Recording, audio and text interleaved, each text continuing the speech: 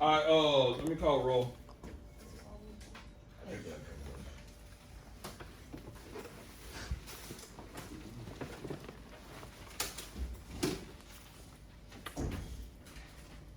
Anderson. Here.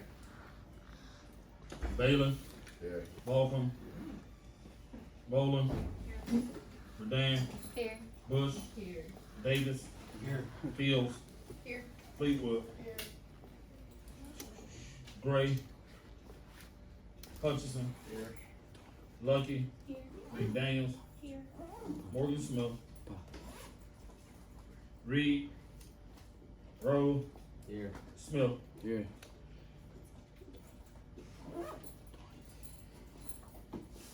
Alright, we're gonna finish up with the progressive era. Remember 1890 to 1920 is this area. Before the progressive era was the Gilded Age. That covers the time frame of 1870s to right around 1880s. On our PowerPoint presentation, we ended up finishing right here at the Jane Addams and Hull House. This will be the next slide. We are recording. So I need you to make sure you're recording notes. I will be checking your notes afterwards to make sure you're doing what you're supposed to do. Progressivism and the Age of Reform. Jane Addams and Hull House. The 4 bullet points that you really need to pay attention to is settlement houses. In 1889, Adams and Starr founded Hull House in Chicago, a community center for the poor, offered classes, concerts, lectures, and clubs. Just a little deeper reading into Hull House and Jane Addams. Immigrants living in cities in days benefited from the establishment of settlement houses. Settlement houses had developed in London in the mid-19th century to serve as a social service centers for the urban poor. And supported by wealthy donors, the settlement houses provided meals, shelter, education, and other activities. In 1889, Jane Addams and Ellen Gates Starr founded Hull House on Chicago's west side. Inspired by the London settlement house, Toynbee, Hull House served as a community center for many of Chicago's poorest residents, including many immigrants. It also attracted reformers who wanted to help improve conditions and opportunities for the urban poor. Adams became one of the most prominent figures in the progressive movement.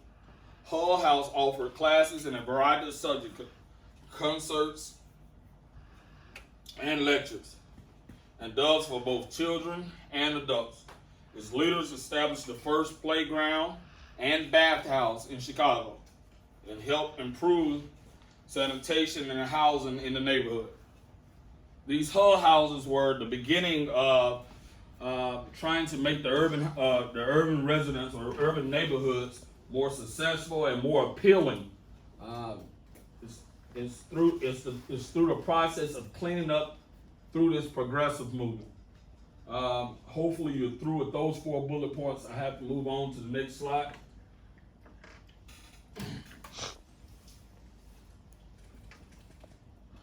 Jane Addams and Hull House continued. Hull House workers lived in the community. Economic desperation seen as the root of urban problems.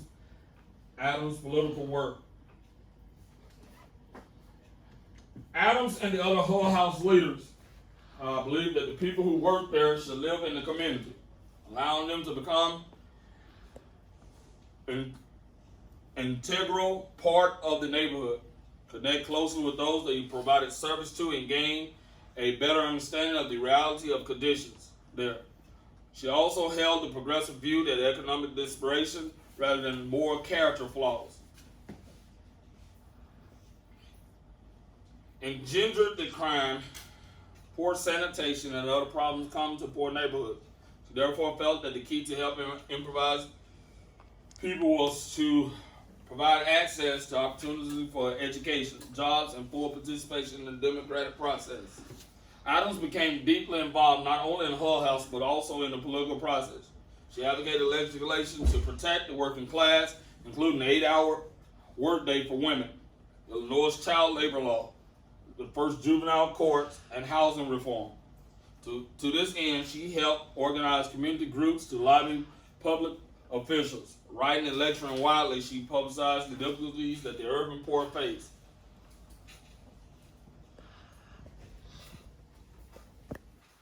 Jane Addams and Hull House. Hull House workers lived in the community.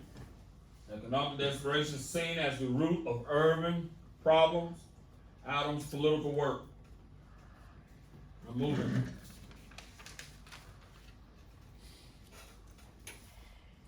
New York's Tenement House Act. Beginning in the 1840s, urban developers constructed apartment buildings for working class immigrant families. These buildings, known as tenements, became notorious for overcrowding, fire hazards, and lack of light and adequate ventilation. Early tenements rarely had plumbing, running water, or gas for heating and cooking. Most tenement residents worked low-paying factory jobs. Progressive reformers objected not only to poor living quarters in terms of sanitation, comfort, and fire hazard, but also to potential moral indecencies they perceived to arise from such conditions, including the lack of privacy in bedrooms and bathrooms. Reformers feared that a vile tenement building posed a threat to the entire community, as well as to tenement residents. Some went as far as to claim that tenements caused most urban problems. New York Tenement House Act, poor sanitation, lack of basic comforts, fire hazards, and moral indecencies in tenements. Tenement House Committee exhibition. Tenement House Act 1901, improved lighting, ventilation, toilets, courtyards. During this time, this progressive era, this progressive movement, most of the reformers wanted to clean up these tenements. They wanted to clean them up by making them more livable and also attractive to the residents. They did this by not only giving them better sanitation, not only giving them better, making them more comfortable for the residents, but they also established certain health and safety codes. Certain health and safety codes, just like we see today with certain apartments. If you ever live in an apartment or apartment area, you understand that there's supposed to be a certain number of people that can live in one apartment, depending on how many bedrooms the apartment have. That's why they come around and do checks and see, is this person living here? Is this person living here? And all those activities are subject from this time during the progressive era, the point of trying to clean up these environments, because we all know in most places, these apartments or these places like CIC and probably Shady Lane, you go to Dumas, I think it's Westview, Monticello Apartments, I don't even know their names, but Oak Grove. Oak Grove. Those areas are sometimes some of the poorly places in any city, and during these times they were worse than that. These tenement houses were places that probably was sanctioned or noted as overcrowded, also filthy places. So they were doing this progressive era. They were trying to clean up these areas. Once again, poor sanitation, lack of basic comforts, fire hazards, and moral indecencies in tenements. Tenement House Committee exhibition, Tenement House Act 1901, improved lighting, ventilation, toilets, and courtyards. I'm moving.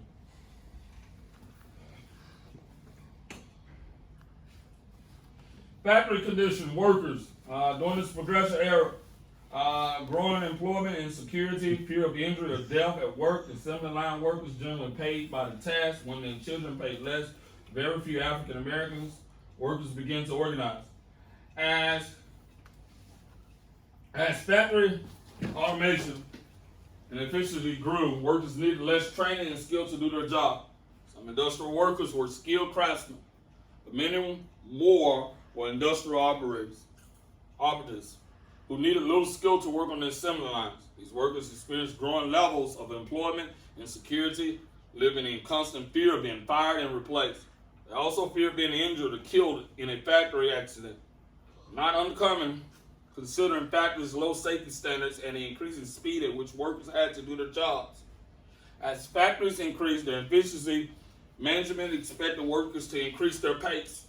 They typically receive payment based on how many times they completed a repetitive task in a day and were penalized for slow or inadequate work or for being late. Factories employ women and children.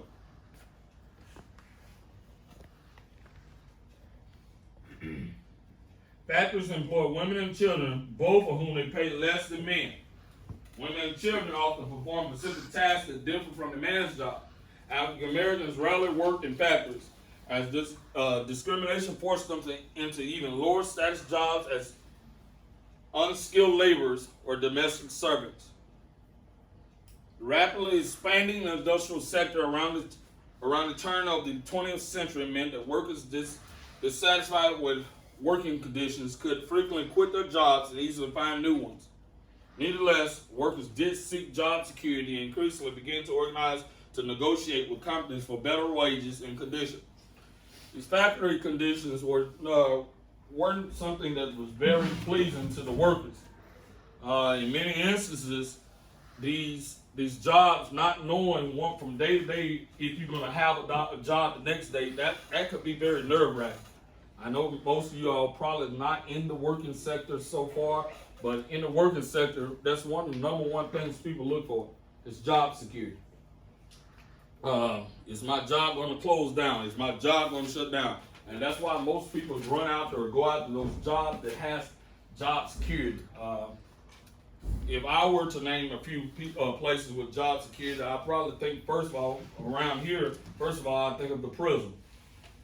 All right, most people realize unless you do something crazy as a worker, you don't have job security. There's gonna always be somebody in prison. There's gonna be always somebody looking for people to take care of those guards. The prison's gonna be looking for people to take care of those prisoners while they're in there. Also, another job I think about is probably the funeral home. There's always somebody dying.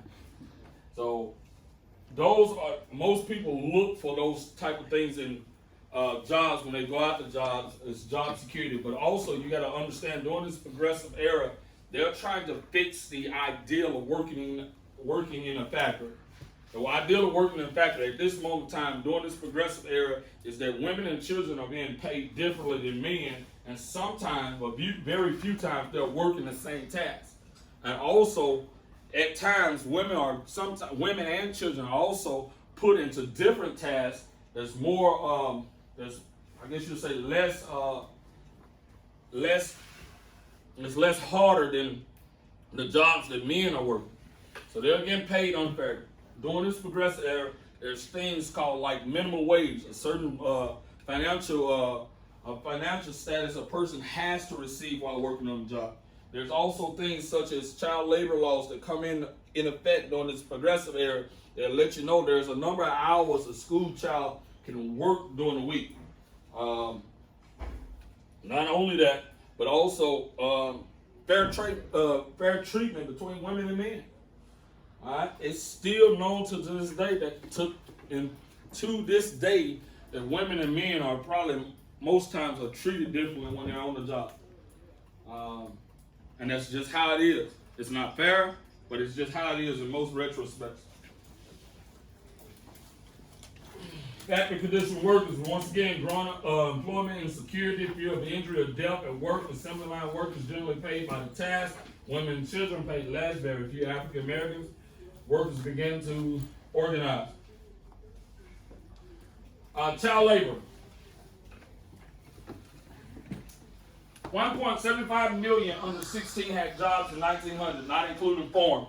Progressives campaigned against child labor and for higher adult wages. Or the Jones and the Children's Crusade. In 1900, probably 1.75 million children under the age of 16 had jobs. Under the age of 16. Not including those working on farms. Often a poor family could only survive financially by sending his children into the factories. Many children, even those under the age of 8, worked 12-hour days, a completely legal practice prior to reforms. Progressive campaigned against child labor while simultaneously advocating for higher wages so that adults could earn enough money to make it unnecessary for their children to work. Reformers also worked to increase the number of schools available to children and the access these children had to public education. In 1903, Mary Harris, also known as Mother Jones, organized the Children's Crusade, a group of child workers from factories and mines in Pennsylvania.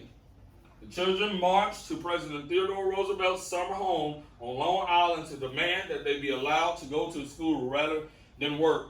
This march brought the issue of child labor to the forefront of public discussion. At this time, could you even imagine having to work at the age of 8, or having to work at the age of 10? Not just a normal job, not just your house or daily chores, but actually working a factory job.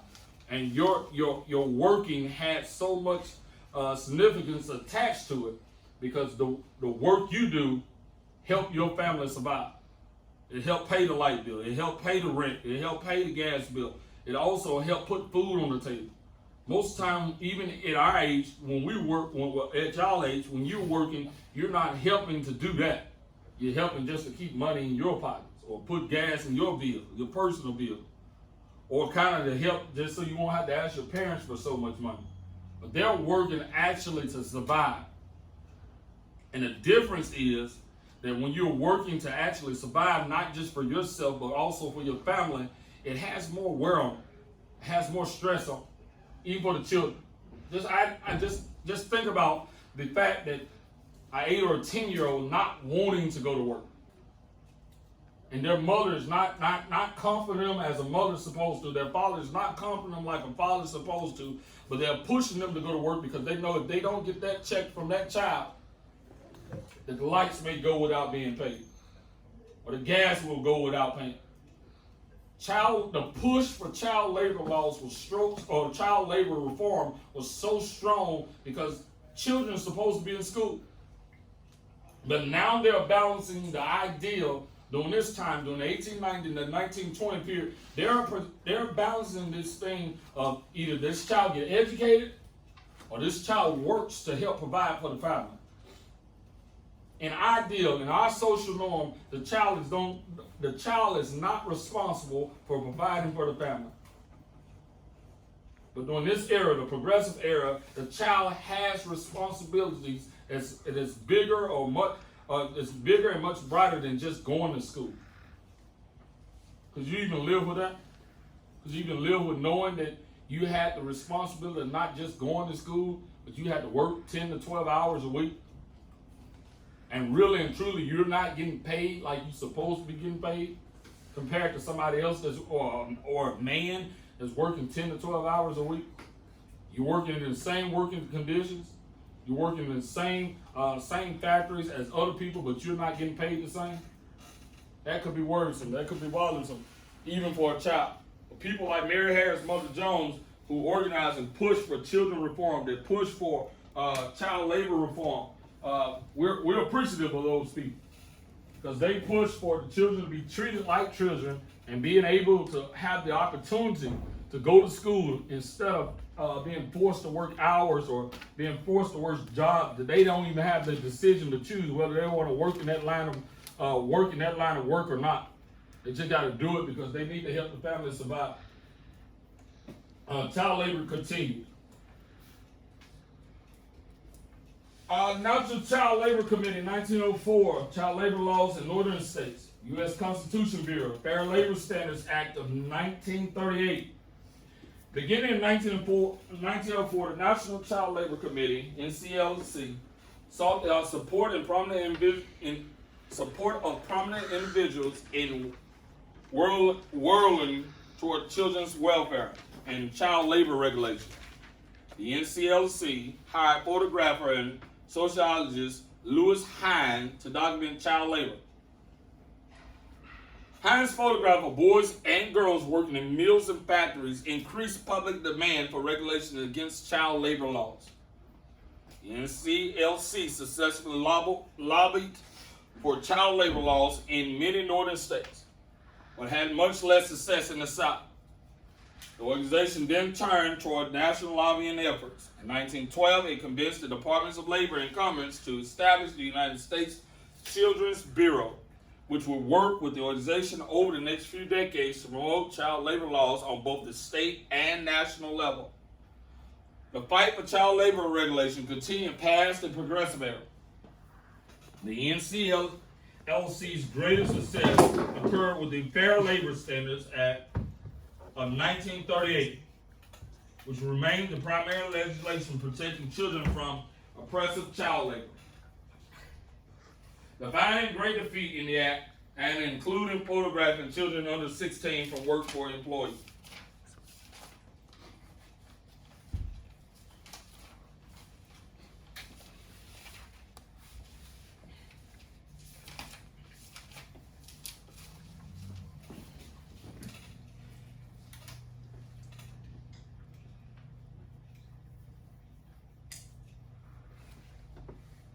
Triangle Shirtwaist Fire.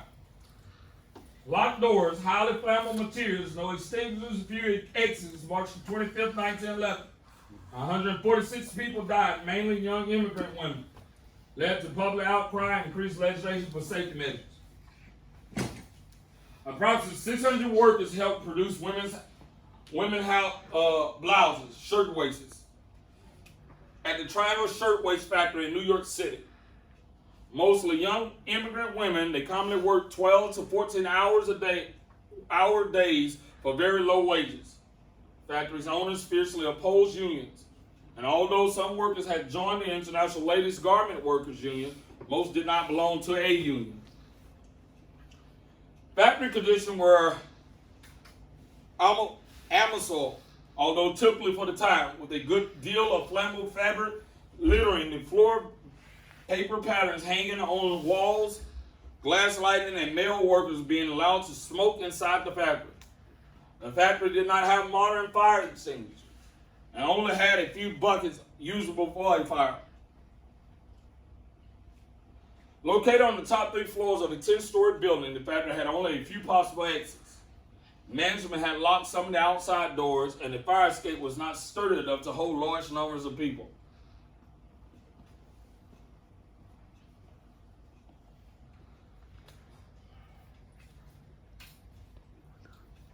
A fire broke out on March 25th, 1911, and 146 people, mainly young women, perished in the fire. Many workers on the 9th floor could not evacuate the building in time. Many others jumped to their deaths. This tragedy contributed to a growing outcry for stronger workers' safety and workers' compensation laws. It also led to the establishment of the American Society of Safety Engineers and an increased interest in the expansion of labor unions. The American Red Cross and a special joint relief committee established by garment workers unions assisted survivors. At the union's urging, the governor appointed a commission to investigate factory conditions leading to factory safety legislation. Various other laws were also enacted to help improve factory conditions.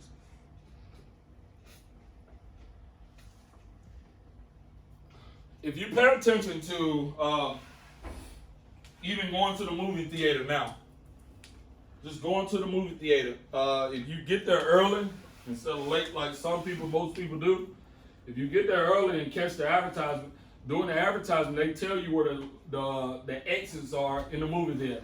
They tell you if there's emergency, these are the places that you leave. They most exit signs that have lights on it. Most times even here in the school, you'll see Mr. Bill or Mr. Garland going through checking the fire extinguishers. All right? During those times, it all comes from the health and safety codes of this era in history. Have you ever heard someone say this building is not up to code, or this area is not up to code? Therefore, it meaning that this building or this place or that place hasn't met the requirements that's been set aside to make it seem like it's safe. During this time, that even in this Triangle Shirtwaist Factory, it wasn't up to code. And that's why so many people perished in that fire. Just knowing that this building was unsafe, but they still allowed people to work in this factory, in this building, and They died because of lack of exits. They died because of lack of fire extinguishers. They died because of the lack of the building wasn't up to health and safety code. Even if you go to Chili's now in Pine Bluff, I always notice when going into Chili's the sign that lets you know there's a 500 people max that can be in the building. Because those things, overcrowdedness, or even if you have a local basketball game, the fire marshal is in charge of allowing you know when we're almost full to capacity. And they won't allow certain people in after a certain number. And that's what you have to understand during those times, that these events are come from this period in time of the progressive era, the progressive movement.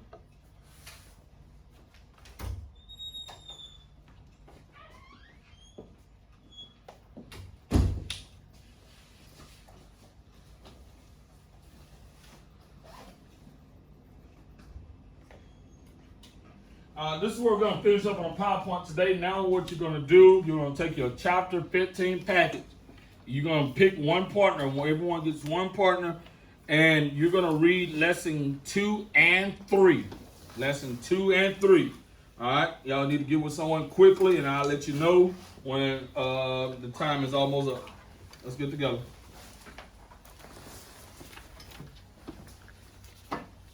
I can pick partners if y'all don't know how to pick.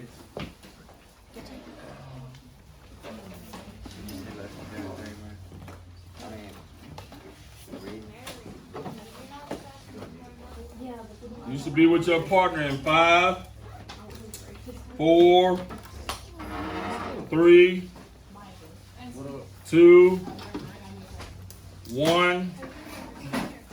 Y'all should be reading. Chapter 15. Yeah. Sure. Oh,